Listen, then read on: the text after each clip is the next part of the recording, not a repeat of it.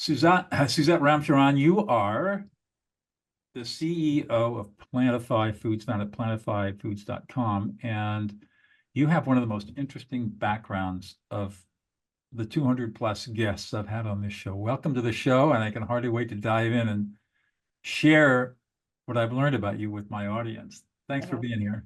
Thank you so much for having me, Douglas. It's awesome. And yes, I think it's a unique background. And so hopefully it'll enlighten some listeners today. Absolutely. Let's start with the backstory. You were born in the West Indies. Let's start there.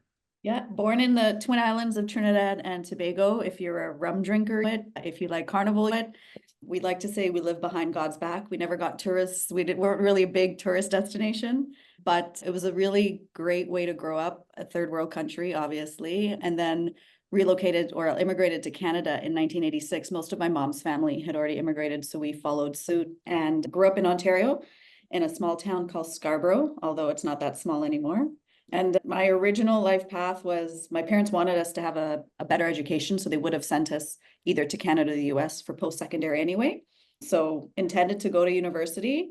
After 1 year at university, I didn't have a lot of money and it was really stressful and I was disillusioned and I thought I wanted to be a corporate lawyer, but then school just kicked me in the butt and I had no idea what I wanted to do. So I dropped out and I studied at the School of Life.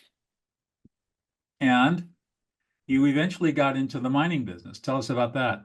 And I always tell people, I say, I think mining saved my life. And I'm a firm believer that there are things in life that happen for a reason. So I dropped out of university. I was working and partying a lot more than I was working. And I had an aunt that sat me down and said, what are you doing with your life? Like, you're 21, like you really need to get it together. Your parents brought you here and we all had the same immigrant struggle, right? So your parents sacrificed everything to bring you here. What are you doing? She said, why don't you come work for me? And I helped her. She was writing resumes and doing career coaching at the time. So I went to work with her and still disillusioned. She fired me. Good for her, because tough love, you need tough love. I grew up in a family of tough love. She fired me. She said, listen, you're too complacent. You have skills. You need to hone these skills. You need to get a good job where you can move yourself up. And so I went downtown to Robert Half recruiting agency. There was a company hiring for admin support. It was a receptionist role. Happened to be a mining company. I had no idea about mining, lived in Canada, and I was like, how do I not know about this? Joined that company, and 21 years later, I had a career in mining and started as a receptionist and worked my way up. And I exited. I was the VP of corporate development for a junior exploration company. Wow. Yeah. And this was in the late 80s to This was 2000. I joined mining in 2000. I think it was June or July, and it was an interesting time. It was just after Bre-X. So if anyone knows Bre-X, it was a big scandal. And so it put mining in a highlight or limelight, I would say. And the price of gold at the time was $250 US an ounce of gold. pretty cheap compared Yeah, to very cheap compared to today. Yeah. right. So how were you able to, with 1 year of college, no graduate school, and you move from being hired as a brand new administrative assistant with virtually no skills to becoming the vice president of development? No hard skills. The soft skills I had, I think the soft skills are what got me through life. And I've gone through, we're all growing every day. So we're different people every day, but I've gone through some very, I would say, large transformations at different points in my lifetime. But one thing I always realized was I wasn't dumb. So I had the ability to take in information and understand it if I put effort behind understanding it and then learning it. And number two, I had this knack for being a chameleon, which I originally thought was a negative thing. I was like, oh, I'm being fake. I'm just trying to fit in. But no, it's not that. It was just an ability to build relationships and to speak with people and to be genuine in that moment and absorb as much information and listening, understanding and listening. And my curiosity, I think, is what took me really far. I was curious about everyone and how they got to where they were and where they were going and what they wanted out of life and what were things that benefited them or hindered them, and learn those things. But I read everything that I could get my hands on. I had really great leaders around me that offered to answer any questions that I had. And I took as many courses as I could. I found a niche in investor relations and I honed my skills on that. So that's more marketing and PR. and found I love to talk. I always knew I liked to talk, but honing that into a skill set, investor relations, you talk a lot about your company and what you're trying to do. And so that, I think, that and finding a community. I joined the Canadian Investor Relations Institute, built up my network. And so that's one thing I always tell people is you're never too young to start building up a network. And especially if you have an idea of an industry or a field you want to be in, build a network with those people. They're going to be your mentors. And yeah, I'd say if it wasn't really lucky that mining had a lot of good people that wanted to help, just genuine people from all walks of life, all over the world. And I worked my butt off. That's all I can For say. you. So what caused, you were in the mining industry for 21 years. That's pretty much a career. That's a career. I was a trial lawyer for 22 years before I Oh, left. So yeah. I understand. What caused you to leave? So if you've ever heard the term imposter syndrome, Oh, yes. I had that for a lot of my career. And obviously I didn't have a post-secondary degree and I'm competing with MBAs and Right. very technical people, but I always had this imposter syndrome. And in 2008, the company I was working with got bought out, which was a really good buyout, but it was 2008, markets crashed. And then it was really hard to find a job. And all of my previous bosses and mentors have said, don't worry, good people always find work. But this was September when it happened. Then by January, a lot of my friends were getting laid off who were in investor relations. And she said, let's go backpacking. Let's backpack Argentina for a month and then put out some resumes. And then by the time you're back, we'll figure it out. So we did that. We went to Argentina, backpacked from north to south. So really cool, made our way down to Patagonia. And then I got a call for a mining role and I came back. And that situation, and I'd put out resumes outside of mining as well, and they required post-secondary. That situation made me feel trapped. It gave me a sense of feeling trapped. And so I said to myself, at some point, I really should try and see if I can make it outside of mining. If understanding these very technical terms and understanding this mining language and everything else, am I stuck? And I don't like to feel stuck. COVID came around. A good friend of mine, she wanted to start a tech startup during COVID. She asked me to join.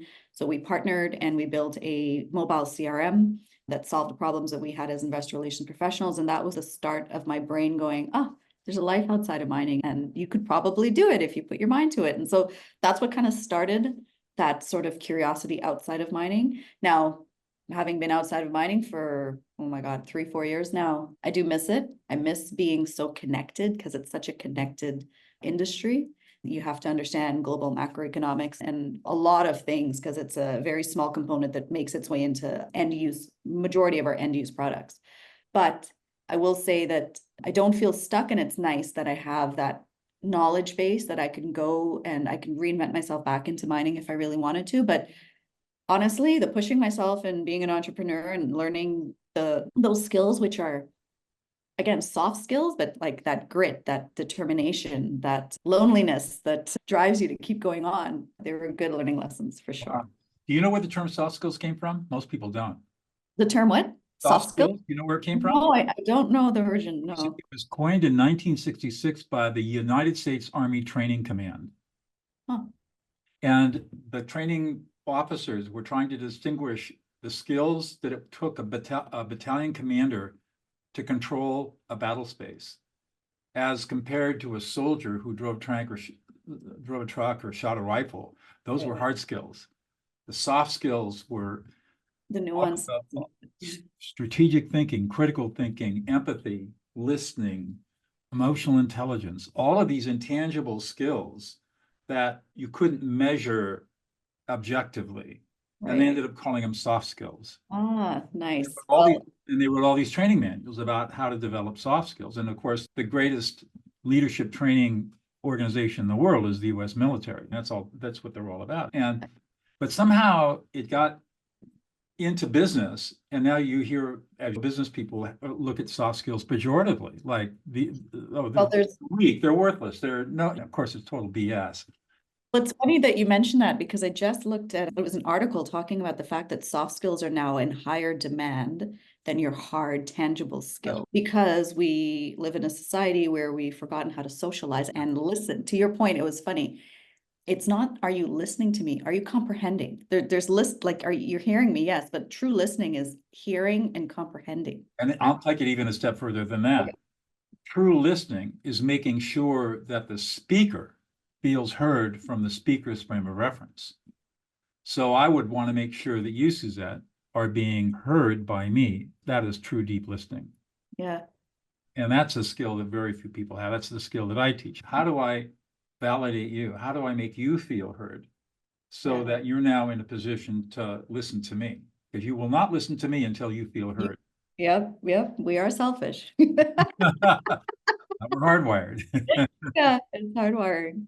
But yeah, no, I do think, yeah, soft skills. I guess they're soft because of the differentiation between the tangible hard skills. But to your point, they got belittled in a way, or we reduced their significance. And now we're realizing, especially with the emotional intelligence, you can look at social media. Social media is a small capture of the entire global population. And of course, people that live on that realm. But you look at various things in it, and we don't face daily adversity anymore. So we don't know how to deal with adversity. We don't deal with daily things like we used to. So we don't know how to deal with things like we used to. And if you're not speaking with someone where it's a two-way conversation, and you're not picking up and learning that me speaking doesn't mean anything. If yes, Doug, you're nodding and you're looking at me, you're validating that you're understanding and you're collecting the information, and that's what making me feel heard. So you have mastered those skills very well. It's that give and take. It's, am I doing something while I'm talking to you? That's not true communication, right? There's soft skills, but there's hard components to it. That's right. And to really master these skills, it requires adopting some counterintuitive ideas. For example, we are not rational beings. As humans, we are emotional beings. That we don't have any rationality in us whatsoever. Rationality is a myth that's been perpetrated on us for 4,000 years. Every decision we make is an emotional decision. We have critical thinking skills and reasoning skills and logic and stuff like that to help us solve problems. But that's not our essence. Our essence is emotion. And that's a hard thing for a lot of people to get. They all think we're these Spockian people out there, Vulcans, right? I wanted to be a Vulcan.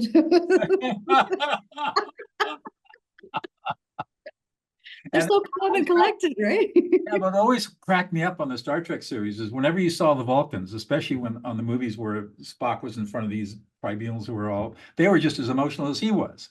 It would just crack me up. That's a good analogy. So emotions are really powerful. And what I teach and what I proselytize is that we have to learn emotional skills to deal with our our relationship problems. We have to abandon reason in order to have strong relationships, because reasoning has no place in relationship. Think about, you were talking earlier about how you, as you started out your career, a young woman, imposter syndrome, but you were a chameleon, you were able to relate to people. Was there any reasoning involved in any of that stuff? I don't know if there was reasoning involved, but there was a sense that I was always curious as a child. So I always had this curiosity. And then I don't know if it's probably a combination of a couple of things. My uncle was an anthropologist, and he taught at Berkeley University in California. And he was well-written, well-known in the anthropological circles. And he got me interested in travel. He would come and visit and show us all these things. Africa was one of his favorite continents, and bring us all these things and talk about it and teach us about our Indian culture because he had studied it and all of these things. And that got me curious on people and civilizations. And then probably moving from one country to another got me more curious about where everybody's coming from, and especially Canada and Ontario. That's such a melting pot. You've got such a huge plethora of the world that are conglomerating in one spot now. And Scarborough was a lot of immigrants. So just getting to that curiosity. And I think that is what sort of was the basis for me being curious and talking with people. But the more I talked with people who came from completely different backgrounds, like a lot of the geologists were Aussies. Some of them grew up in the outback. Some of them grew up in Sydney, various places within one country. And you've got this diversity. And then I just got so much more curious, and I understood that sitting and talking with someone, and again, when you learn these things in networking, it can sound cold. It's ask someone a question about them. Everybody likes to talk about themselves. This is how you build this engagement thing. But it really wasn't a hard skill anymore. It was just habit for me going, I want to learn where your origin story is. And I want to know what kind of makes you and how you got here. And how can all these various people get here? And then where are we going from there? And so as you're speaking with people, you learn personal information about them. You get to understand, again, where that emotion is coming from, what was driving that emotion in the moment. And you just ask them little questions. Fundamentally, you found that to be really satisfying. And it was just conversations, but those conversations stuck more than me talking about we had this last quarter, and that you built the relationship first almost. And so it does allow you to do business better when you're on that more personal level. And you're illustrating my point, is that curiosity and feeling that deep satisfaction of getting to know somebody and learning about them and making them feel heard is a process of emotional intelligence and emotional competency. It is not a process of reasoning, rationality, and logic. That's the point that I'm making.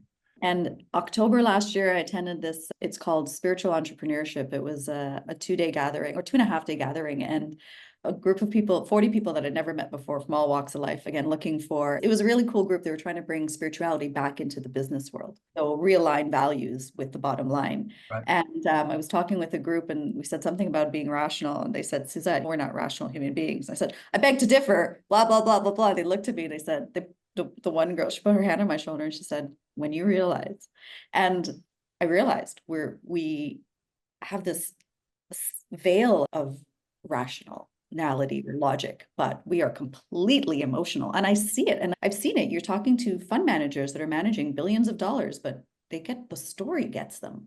That's right. Story, and it's the passion, and right. are these people the right people to take this project forward? Because you can have a really great asset and a shitty management team, and it can't go anywhere. But if you have the right management team, so again, it comes down to people. It comes down to how they are equipped to deal with. And people are emotional. So you learn to relate to people on an emotional basis. You build a connection and then you can problem solve. And you can collaborate and create. But you can't do that until people feel safe. And they feel safe when they've been heard and listened to. And that's the secret. It's powerful. Yeah. Yeah. So you got out of mining and you went into consumer. Yeah, so got out of mining. We started right? I moved from Toronto to Vancouver during COVID as well, and fell in love and decided to relocate here. Still, I figure out where I feel like I'm on a journey, so I don't know where next, but Vancouver's home for now. But then I was talking with these VC guys and they were asking me we were just talking about life, and I had quit drinking in December of 2019. And they were asking me, like, what do you drink now? I said, there's a couple things on the market, but none of them are really great. And a lot of them have a lot of sugar. And I just drink water, really. I look like I look like a weirdo at the bar, but that's what I do. And they said, we would like to invest in trends. And we see this non-alc trend being a boom. Why don't you build a company for us? We'll invest. And I said, guys, I don't know anything about building a company. No, we'll help you. We'll get as much support as you need, but we think you can do this. And so I built a non-alc beverage company with a group, didn't do it all by myself, had a group, and obviously we were funded, which made it a lot easier. But that was a really unique learning opportunity for myself about myself, and a crash course in consumer packaged goods and new trends and these new categories of food and bev. So it was a really great learning opportunity. I met and again, networked as much as I can to meet a lot of people. And we managed to gain national distribution within our first year of launch, it was extremely fast tracked. I don't think we actually stopped to appreciate the benefits of that. But at the end of that 2 years for me, I was extremely burnt out. And I realized, I said, this fit because I wasn't drinking, but it's not really my passion or my dream. And we had brought on a COO and he ended up taking over and I exited that company. I took about 4 or 5 months off to soul search. And then a friend of mine referred me to Plantify. They were looking for a Canadian-based CEO, and I'd already been in consumer packaged goods, TSX Venture listed company, capital markets, right up my alley. So met with the team and joined them September 1st. Wow. So you've been Plantify, it's an Israeli-based company, as I understand it, producing super clean food. Yes. So it's clean label food, which means it's minimally processed. We use whole natural ingredients, and then through proprietary process and the know-how of the team in Israel, we are able to get. So we do dips, soups, salads. So think hummus, baba ganoush, any kind of soup, like a sweet potato soup, a tomato soup, stews, like a veggie non-carne, and then falafel balls and different nuggets, but no chemical preservatives. And we can get the same, if not similar, shelf life to our competitors that use chemical preservatives. So you're going to see maybe one ingredient in there that's possibly a stabilizer, depending on what it is, but the rest of it, it's like everything that comes from your pantry or your kitchen. So very clean was the purpose for Plantify. Being Israeli-based, everything is manufactured there. Has been obviously dealing with a war that's going on that I been a little disruptive. Coming, I was over a site visit beginning of September and I did not see this coming. Different part of the world, they just deal with things. They're, and again, coming from a third world country, I have this, how do I word this? I sometimes look at people and I laugh because I'm like, oh, you don't know about your first world problems. I'm like, you don't know how lucky you are that you could turn on the tap and drink the water because I couldn't. But then you're met with a different group of people where you don't know what it's like to put a meeting on hold because there's air sirens going off and then postpone it and then just keep having it because your daily life has to go on. So different type of grit and resilience, but really innovative country. And so we've still been producing and we've still been working and we've been growing customer base in Europe and the US. Knock on wood, we can still continue. So what is it that gets you up in the morning, gets you excited to go to work? It's funny. I enjoy the variety of the work that I do. On top of Plantify, I'm also helping out another startup in the plant-based food sector. They're out of Las Vegas, a really unique product that I think has a lot of possibility to help out a lot of marginalized communities just with the protein source that it is. So getting up in the morning for me is number one, is it going to be rainy? Is it going to be sunny? Because it's Vancouver. I don't know. I try to play Russian roulette with the weather. I don't check the night before sometimes, but it's really exciting about working on a variety of things and moving things forward. I like to see things move forward and get executed. And then what I could learn in that day in what I'm doing, because a lot of it is, it's not brand new, but it's new to this specific product or this specific market or this specific whatever. And there's always something that can go awry. So dealing with problems or dealing with challenges is what gets me up. And then of course, I'm a fat kid and I love to cook. So when I wake up and I'm like, ooh, what do I have to eat? I'm going to be honest with you, food drives my life. You're a foodie. Foodie, yeah. Wow, fascinating. What is it that you think, as you look at yourself today, how you've grown, and you really have grown a lot in your career, personally and professionally, what do you think is unique about you today that you bring to the table that makes you so successful at what you do? I would have to say there has to be something in me that it's a drive kind of thing. And because I don't want to sit here and say I don't get anxiety or I don't feel uncomfortable when it's something new or I don't feel challenged and there's not a immediate sensation in my body that this is not something I know how to do or I don't know if I'm going to do it well. And I have a bit of a perfectionist in me that I'm trying to get rid of. It's a bit of that trauma stuff that you work through. But so there's still this little bit of fear or hesitation or anxiety, whatever. But I think the one thing that I have is that I have nothing to lose. This is the way I think about it sometimes is I really don't have anything to lose. So what if you mess up? So what if you ask that dumb question? And the more you get comfortable with that, the more you are comfortable doing it. And there's a way to ask questions where it's not just a dumb question. And sometimes you watch Friends, obviously, Chandler Bing likes to self-deprecate. I do that as well. Like you make a lot of jokes about yourself, but I always say, can I ask a really dumb question? No one is ever going to say that's a dumb question when you preface it with, can I ask a really dumb question? So you learn these little tricks to make you feel that self-soothing, right? It makes me feel less uncomfortable in moving forward. But I think that's one of the things that if I look back has allowed me to succeed is, or I will figure it out. And if I don't have I will figure it out. There's no way I can't figure it out. And then building a network that I can rely on to lean on when I need help or I need to bounce something off of them. And again, I think the networking building, and it doesn't have to be friends. It can be friends, but expanded from that, it's just a group of people that you can rely on that have a different view on life than you would have. So you can get different perspective and then knowing when to trust your own gut as opposed to listening and continuously listening to other people. You have to have your own instincts that you follow. And so I will say the quitting alcohol, I was drinking since I was 15 and I was a professional drinker. I like to say I went pro early and retired as a professional drinker. And the mental clarity that comes from being sober is unreal, but we have to learn a lot of things. People ask me, they said, what's the hardest thing in sobriety? I said, in the beginning, it's the amount of time you have.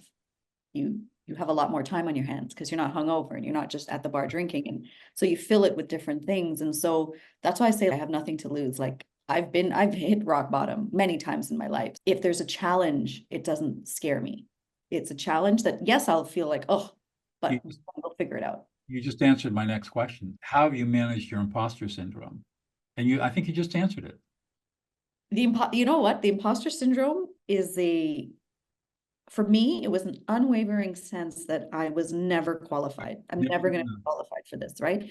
And then people ask a question, you talk this and that, you talk. And then after a while, so I got a certified professional investor relations certification through Siri. And it was amazing for me because it was the first time I was going to be able to get a designation. And hopefully it would grow and this would become the standard. They've hit some snags in it, but it was really good because it gave me that financial understanding that I didn't have. So being able to read the financial statements and everything else, and understanding all of the various types of ratios and different things that we use in order to analyze financial stability of a company. So that was those are hard skills. Let's call those hard skills that I needed. But the more you recognize that just because you don't know something doesn't make you stupid, and it's a skill to know what you don't know. That's right. And so those kind of things I think helped me come through the imposter syndrome was, you know what, you may not have this degree, but you know what you're doing. And you know that you don't know how to do that. Right. So you're going to ask for help and you're not going to screw it up. I think that if I'm remembering my life correctly, I think that's what it was. Good for you. One more question and I'll let you go. This has been a fascinating conversation. What's one thing about yourself that we would never know about unless you revealed it to us? Okay, there's two things. Number one, I am diagnosed bipolar. And the only reason I say this is I was diagnosed with depression when I was a teenager. And I used to say suffered from depression all my life. I don't say that anymore. I've dealt with depression. And for a lot of people, I'm always upbeat and happy. And they're like, you depressed? And I say, yeah, it's that fake it till you make it. I fake the happiness. And somehow if you wake up and you try to be happy every day, you will have some semblance of happy every day. So not even if you're not suffering from depression, there is this sense of you can manifest how you want to feel in that day. And so it's just a matter of waking up and telling yourself, today's going to be a good day. Today might not be a good day, but if you start off with that, it should start off on a good day. The second thing is that I am really shy. You're an introvert. I learned this during COVID. I'll tell you something really interesting. And I've said this before on the show with other guests. Of the 230 episodes I've done on this show, 230 leaders, only one of them was an extrovert. Really? Every successful leader I've ever met is an introvert. I'm an introvert. Isn't that amazing? Yeah, that is. I like those stats. Yeah, no, it's incredible. We get our energy from inside. So I'm guessing that if you're like me, if you have free time, you'd rather be by yourself or with a friend or a intimate partner by yourself, as opposed to going to a party or a concert or a sporting event where there are huge crowds of people. Yeah, I used to love those large crowds, but that's when I didn't know who I was. Right. And it was draining. I didn't understand why it was so draining. That's right, because people are pulling the energy out of you. Yeah. Yeah. Being alone, where you can build up your own energy inside yourself. Interesting. Very interesting. Yeah. Suzette, this has been an absolutely incredible conversation. I had no idea. Yeah, I enjoyed it. Why I do this show, I get to meet really amazing people like you. So thank you so much.